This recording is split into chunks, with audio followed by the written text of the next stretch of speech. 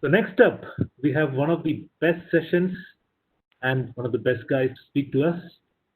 If PMBOK is the Bible for project managers, then Lee Lambert is the God for the project managers. It's a great opportunity for all of us to meet him in person and hear from him.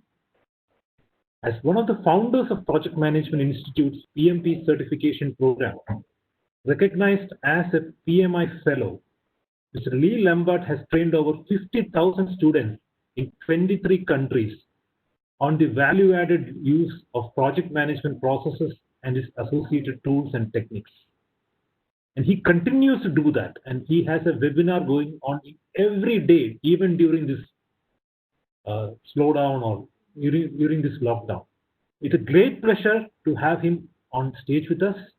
Welcome to you, Lee Lambert, to address the audience.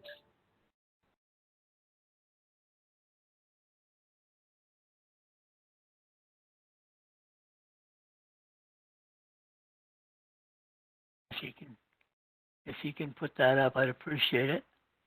Can you hear me all right now?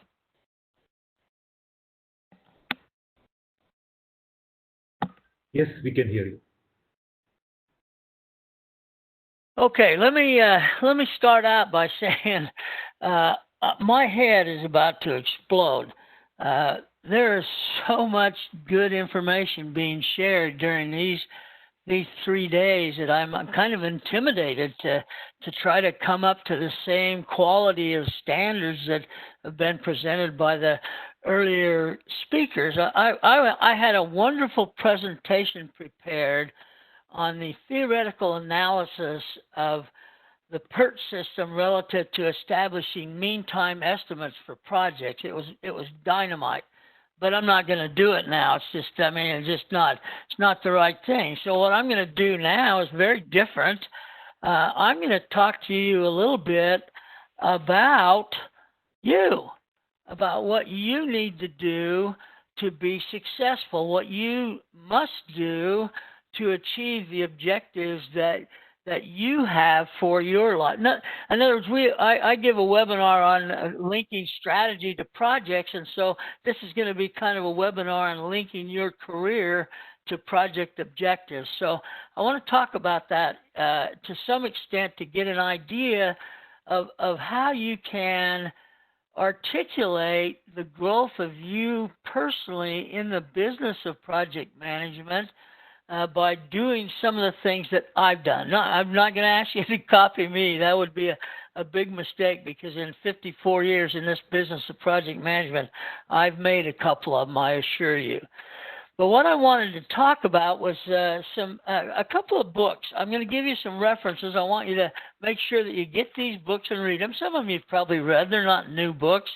But there's one by a guy named Stephen Covey. I'm sure you understand who Covey is. He wrote the 7 Habits of Effective People. Well, his second habit was begin with the end in mind. Okay, begin with the end in mind. Now you'll see the relevance of this as we move on. Another author that I want to refer you to in the book that he wrote is Ken Blanchard. Now Ken Blanchard wrote the book, The 1 Minute Manager. And in the 1 Minute Manager, he makes some very strong statements that I've actually built a career around. He published the 1 Minute Manager in 1981, and since 81, my career has been a real pleasure because one of the things he said is feedback is the breakfast of champions. And again, I'll show the relevance of that as we move through the process of discussing what's it going to take to be successful in this business of project management. The final book that I want to reference is one written by a psychologist, a clinical psychologist. His name is Glenn Campbell. He's not the singer from the United States. It's a clinical psychologist. And here's the book he wrote that really has made a difference in my life. He says in his book, in fact, the title of the book is, If You Don't Know Where You're Going, Any Road Will Get You There. So all of these books put an emphasis on being able to determine what it is you want to achieve and then measuring your movement towards those achievements. So it's very important that we understand that we have to know where we're going before we can set out an approach to getting there. Just like your project management stuff, you need to have some methodology of getting there. So I want to tell you a little bit of a story that sort of emphasizes the importance of making some methodology for measuring your movement toward your objectives, so that you can, this breakfast of champions, so that you can determine, are you moving in the right direction? Or do you need to make modifications? I mean, it's very much like some of the agile things we've been talking about. Do we need to make adjustments to achieve the objectives that we're attempting to achieve? And so I want to tell you a little story. This is a true story. All my stories are true. I've been teaching this stuff for so long now that I start to wonder, is this really true, or did I just make this up? But they're true. And this one is a real important one if you're thinking about planning your career. Now, so I guess I need to give you some frame of reference. When I started in the business of project management in 1966, now I know some of you were not even born in 1966, but when I started in this business, I was actually an engineering designer. That was my education. And as I started to work in that business, I came to a very quick conclusion that I didn't like being an engineering designer. I actually did not enjoy what I was doing, and I couldn't see my entire career ahead of me being that painful process of doing something I didn't enjoy. So I started asking around about options that an engineer might have, and I kept getting this information from people about this thing called project management. So I said, okay, what's so special about project management? They explained it to me, and it seemed just as complicated as what I've heard in some of these presentations today. But I started to understand it. And then one person from General Electric talked to me, and here's what he told me, and this is what caused me to be what I am today. He said, the good thing about project managers is that they don't do work. I said, excuse me? He said, yes, project managers don't do work. I said, I don't understand. He says, well, they don't do work, but they get work done through others. So that sort of set me off on this. That was a perfect thing, because I didn't want to work. Nobody wants to work. And what I define as work is having to do something that I don't feel good about at the end of the day. And so I thought, well, I better look into this. And that was the beginnings of a long career of getting work done through others, sharing with others how to get work done, and never having to do any work myself. It's awesome. So let me tell you this little story. My wife, we've been married 54 years. My wife has a strange thing, I call it a fetish, for something called fall leaves. Now, I checked Google today to be sure y'all got fall leaves, except your fall seems to be in the spring and summer, but you got deciduous trees and they change colors. Well, that's the thing my wife gets into. The changing colors of leaves just sets her off. It's unbelievable. So when we moved from the high desert in the state of Washington out in the Northwest to Columbus, Ohio, where I am now, we bought a house on a river road called Olentangy River Road, and so along that river road were just beautiful deciduous trees, just gorgeous trees. We moved there in August, so about October started to roll around. And suddenly all the colors of those leaves became vibrant, and oranges and reds and yellows. And oh my gosh, my wife she literally went crazy. And she said, let's go drive up and down Olentangy River Road. And as we did that, she'd point, she'd say, Lee, look at that one. Look at that one. And finally, I got tired of it. By the third year, she says, look at that one. And I said, Carolyn, that's the same leaf, different year. So that kind of got the message across. So the next year rolls around, and she comes to me and she says, maybe I've been a little overbearing on this fall leaf road trip thing. And I said, you think so? And I said, so what are we going to do about it? She said, well, here's what I want to do. She said, I want to invite our friends from Washington to come out and spend a weekend with us, and during the fall leaf time, and we'll take a little road trip. We'll do a bed and breakfast, and we'll do some, we'll just do some real fun things. We haven't seen them for a long time, so I thought that'd be a great way to do it. She said we can call it our first annual fall leaf trip. I was tracking until the first annual came in, and so but to see our friends Ken and Judy from the Northwest, I was willing to swallow my pride and say, okay, let's do that. Okay, so she plans it. She plans it in great detail. If I had to hire a planner, I'd hire my wife. She's a better planner than anybody that's ever worked for me. So she's got it all planned out. When they come to spend a weekend with us, it's going to be just tick, tick, tick, tick, tick, knocking off things as it's on the list. She's got a plan almost by the minute for the 3 days that we're going to be together. And so I thought, oh, this is going to be a little painful to be that tightly restricted. But again, for Ken and Judy, I said, okay. So they arrive on a Friday night. We spend a nice evening together and go to bed and get up in the morning. We're getting ready to go on our fall leaf trip. Now, we've decided that we're going to go to Pittsburgh, which is due east of Columbus, Ohio, about maybe 3-hour drive due east of Columbus, okay? And so we jump in the car. I throw it in reverse. I start to back down our driveway. I get it down to the bottom, and if you've been married 37 years, as I had at that time, you know when they're looking at you. You can feel it. They're looking at you. And so I stopped. I threw the thing into park, and I looked at my wife, and I said, What is your problem? And she said to me, where's the map? I just laughed. I said, Carolyn, I don't need no stinking map. I'm a man, and I know where Pittsburgh is. She said, okay, but you can't mess this up. We're on a very tight schedule. So we got out and took off. We're driving like as we say here in the States, like a bat out of hell. And as we're driving, all four of us can talk at the same time and have a reasonably good conversation. We'd learned this over the years. So we're talking at the top of our lungs, all four of us.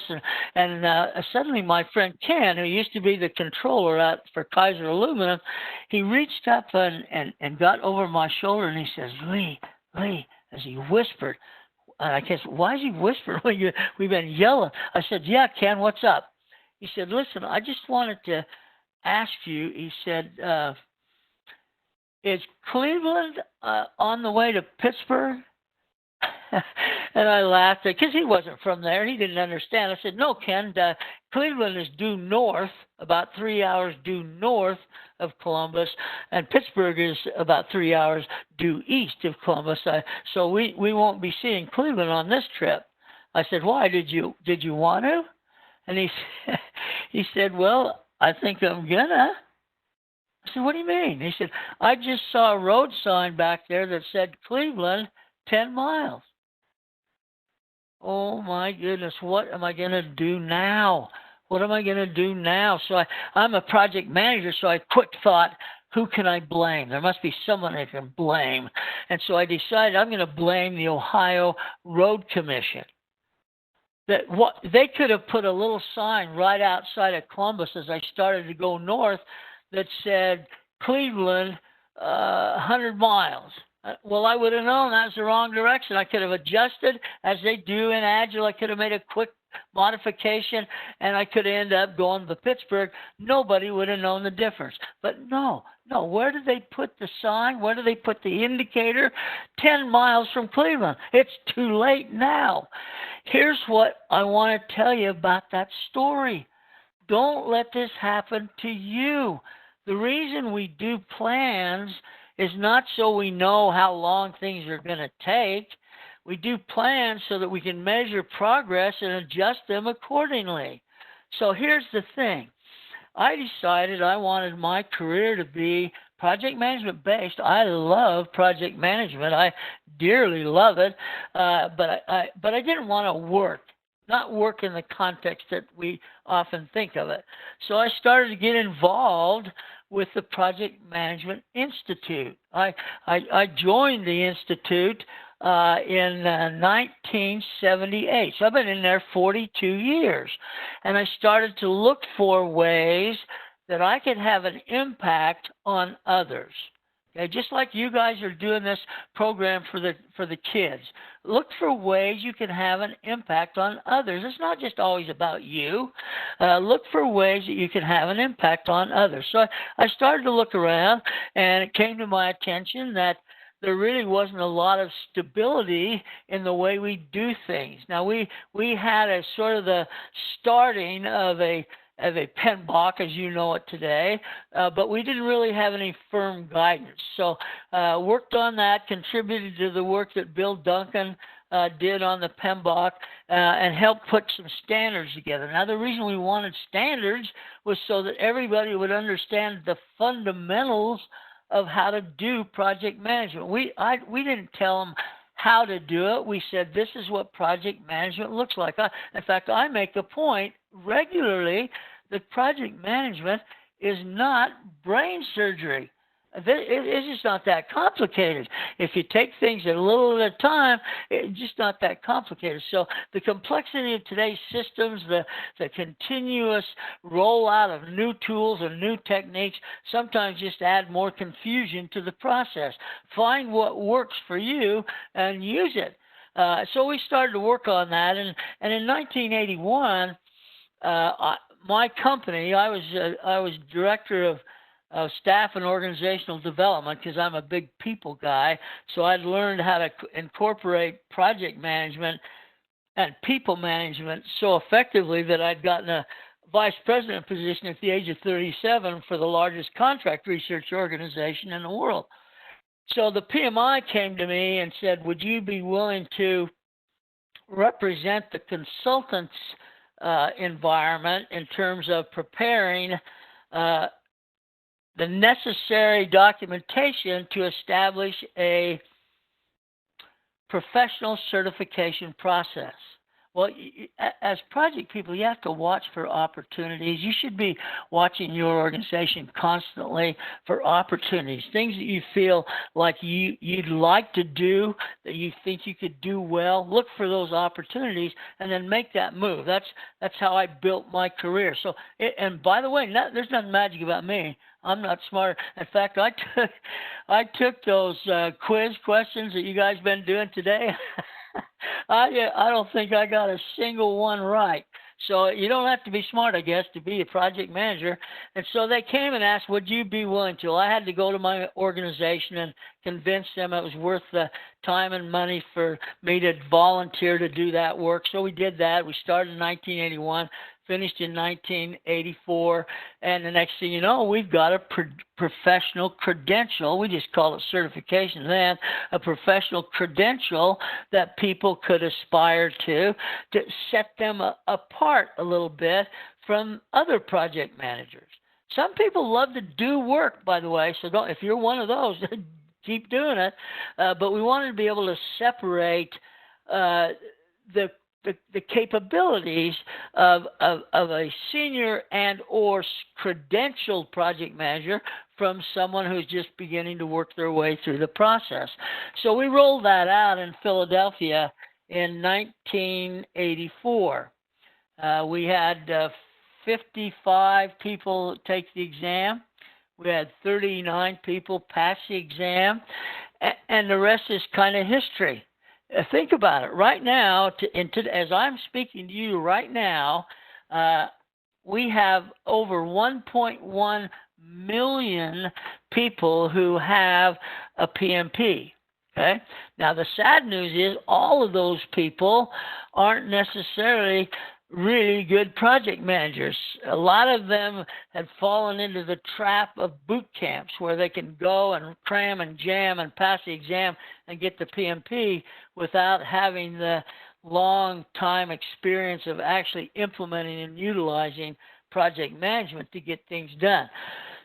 But the fact of the matter is that number continues to grow because people want to be recognized. People want to have that little acronym after your name is an important component of the business. And in fact, from a resource, a hiring and firing perspective, having the PMP opens some doors for you. It may get you an opportunity to move into a job that you aren't necessarily qualified for. I wasn't qualified to be Vice President of Staff and Organizational Development. I'm an engineering designer and certainly didn't have any credentials in the area of human resource and professional development, except what I had done in the training world. So as was mentioned in the introduction, as of today, I'm at about 53,000 students in 23 countries. I love to enable people to be more effective at project management. So you need to realize the importance of determining what do you want to be when you grow up. The problem is we a lot of us do project management for a very odd reason. In the U.S., I use a term because baby needs shoes. If I didn't have to work, you think I'd work? Well, for me, the answer is yes, but for a lot of people, the answer is no. And I'll say, well, why the heck are you working then? And they'll say, well, we got the Mercedes payment, we got the house payment, we got the kids to take care of for school, and pretty soon you begin to realize these are what we call unmotivated project managers. And so we want to create an environment where they can be motivated. That's where my friend Ken Blanchard comes in. Ken makes it clear that feedback is the breakfast of champions. In other words, I want to fill my project teams with people who want to be there. I learned a lot of what I know doing volunteer projects in the state of California. Volunteering to be a project manager, volunteering to work with troubled youth, volunteering to deal with special events. So I learned a lot about how to get that done. And the reason I learned that is because in volunteer organizations, you have to understand the reason people are there is because they volunteer. They want to be there. So I want to capitalize on that. Well, what I want to do is create the environment where all of my project people want to be there. I want people fighting to be on my team. I want them to say, no, I want to be on Lee's team. Lee makes me feel good. Lee recognizes when I do good things. Lee gives me the opportunity to improve and become better. So that's what I want people saying. And in some regard, the Miracle Project that I've been credited with really wasn't my credit at all. We did a 3-year project in a year and a half. I had a team of 205 people, worked 14 hours a day, 7 days a week for 18 months. But the fact of the matter was, I never had to ask anybody to work overtime. They were dedicated, they were driven, and they were driven because we created an environment where they drove themselves. So when Blanchard says feedback, he means it. Let people know if they're doing a good job. Tell them that. Try it with your kids. I mean, if you don't ever tell your kids good job, I was watching a show on TV the other night. Some kid was with his dad or his mom, and they're doing some silly little thing, and the kid was, he looked like he wasn't that smart, you see, and he got one right. He finally got one right. Oh my God, they went off like, oh, that's so great, Bobby. Way to go. You're the best. We need to build our project managers up the same way. And then if they don't perform at that level, we need to be honest with them and let them know where their deficiencies are, and then provide them a development opportunity. This is Blanchard's big key. The 1 Minute Manager has sold over $10 million in copies. Okay, so it's a pretty well-regarded book. But the key element of that is identify expectations, measure performance, do a gap analysis of deficiencies, and then provide development opportunities. And the way Blanchard talks about it is he says he does that first time. If someone falls short of performance, he does the gap analysis and then provides them a development opportunity. If they fall short again, he gets them into planning for new opportunities. In other words, everybody wasn't cut out to be a project manager. And you keep trying to force that square peg in a round hole, it doesn't work. So we want to be honest enough with them that we can say, you know, we think we might need to look for some other methodology for you to feel good about what you do and add value to the organization. Okay, if any of you've read Who Moved My Cheese? That's the co-author of the 1 Minute Manager. Dr. Spencer was a co-author for Blanchard's 1 Minute Manager. Now, as far as Covey goes, this one, I cite this all the time in project management because we don't do this. We don't begin with the end in mind. Just like my road trip, I didn't begin with the end in mind because I didn't have any plan to check off road signs as I go, okay?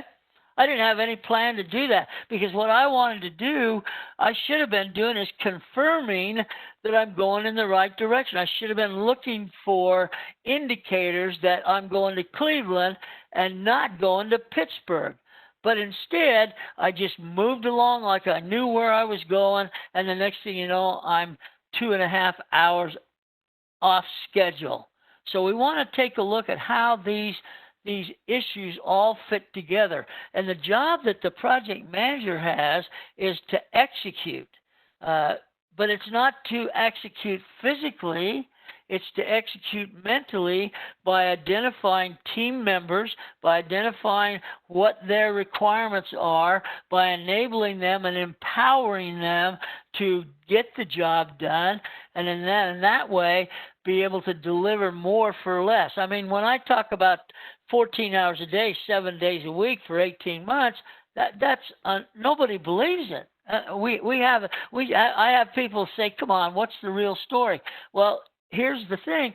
The PMI was so taken by this project, they actually wrote it up in the PEM network as a miracle project. In fact, that's the title of the project, the Miracle Project. It can happen. Now, can I repeat that? Could I repeat that on one of your projects or one of your organization's projects? The answer is probably. Probably. Now, there's always going to be some variables, but I think the high performance capabilities of a project manager are potentially there for every single one of you. If we stay focused on what it is we're trying to achieve. Now, here's one way you can gauge this. You can check this out.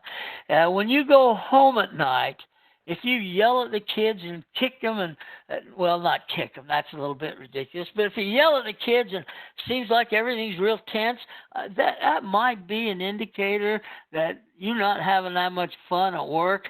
And there's nothing that's said anywhere. I've read a lot of books in this. I have 340 project management books in my library, 340. I'm in such a position, and because of what I've done in the past, that new authors now send me their books for review and comment. That's why I have 340. I didn't pay for 340. And out of those 340, there's probably 20 or 30 that are really good, sound, reasonable, effective books on project management. Most of them are just redundant. They're just the same thing stated over and over in a little different way. But I read a lot, and then I take that readings and translate it into how it can be applied in a real project management environment.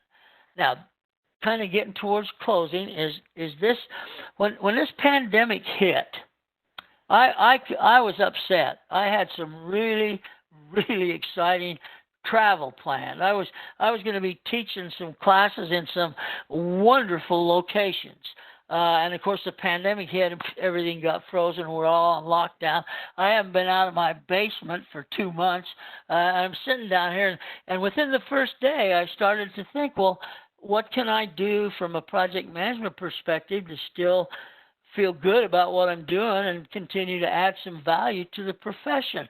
And so I came up with this idea of webinars. I'm not a big webinar guy, but I came up with these idea of webinars, and the rest is history. I've so far done about 21 chapters. I got 55 to do in 17 countries. I've addressed 5,000 individuals, and I'm getting some good feedback. I want you to be me in 20 years, if that's what you're after. I want you to be feeling good about what you do, and you want to do more of it. They won't be able to keep you down. Don't worry about retirement. You won't want to retire. So that's what I've got to say. It's a little different than what you've heard so far today, but I'm telling you what, this, when combined with all the good stuff you've heard from all the great speakers that have addressed you, will get you where you want to go. That's it for my formal presentation. There might be some questions. I'll be happy to address those. Thank you very much, Lee. It was a really exciting session, and I really feel so happy because the way you narrate your story, it is the fall leaf road trip. Like, it was like a real lesson for all of us. The way you said that you have to see the destination first, keep in mind that, and start your journey, pack your bag, plan so well. The importance of having certifications and credentials in today's world, and how to build project managers. You are an excellent trainer. No wonder why you have so many students, or rather trainees. And we would definitely look up to you. And in 20 years' time, I hope at least 50% or 80% or 90% of us turns out to be like you. So I do too. I think you'll be happy if you do. Our first question is, having been worked with project managers of different generations, how different is the roadmap when compared to where you have started? Well, that's an interesting question. Certainly, I didn't start out in 1966 thinking I'd be what I am now. But let's talk project management. Really, the key is, here's my view: project management is project management is project management. The process hasn't changed. The concept hasn't changed. The steps haven't changed. The only thing that's changed is we've gotten more tools and more techniques to help us execute the process. And the same tools that have been given to us to help us execute the process many times prevent us from effectively executing the process. So we're in kind of a catch-22. We got great tools, but the tools are so good that we're not doing the basics, the fundamentals. I could manage projects, and I have managed projects without a single tool. I don't know if you would believe it or not, but I actually managed a project once without Microsoft Project. So it can be done. You don't need the software. You don't need all the tools. But if they help you, if they assist you to do the job better, use them. But it hasn't changed. Nothing's changed. That's true. And your next question is, your experience in people and product management. Do you consider processes go hand in hand with people and product? Or does it have an upper hand? No, I think, well, we're seeing a lot of focus on product management now, which is a little different than what we've been talking about. But the fact of the matter is, I think what's happening is that organizations have become sort of duped into thinking that if they put processes in place, their projects will get done more effectively. I don't necessarily believe that. I think processes are important, but they're only important if the people in the organization are committed to using them. Okay. And your last question for today's session is, like, traditional project management and agile project management, which one is more apt in today's scenario? Say it again. I missed the first part. I'm sorry. Okay. Traditional project management and agile project management. Oh, okay. That's good. Which one is more apt in today's scenario? So, oh my God. If I hear the word agile one more time, my head's going to explode. We have this thing going on right now. I'm caught up in the middle of it too. Is that agile has come on. I mean, they started in 2001. The manifesto was authored then. Everybody started to move to it. The IT people, of course, their IT people are like cultists. Once they get to do something that way, they're going to continue to do it. They see value in it. They see benefits. I can't say that it's not a very good thing to do. The problem we're having, and one of the questions that came up today was that we're trying to convince production and manufacturing and construction that agile ought to be the way they do business because it's working so darn well for software. And I don't agree with that. I think agile's for software, maybe hybrid, maybe you do a little bit of waterfall. But the fact of the matter is the PMBOK that's coming out in a few months is changing from 90% predictive model to 50% predictive, 50% agile hybrid.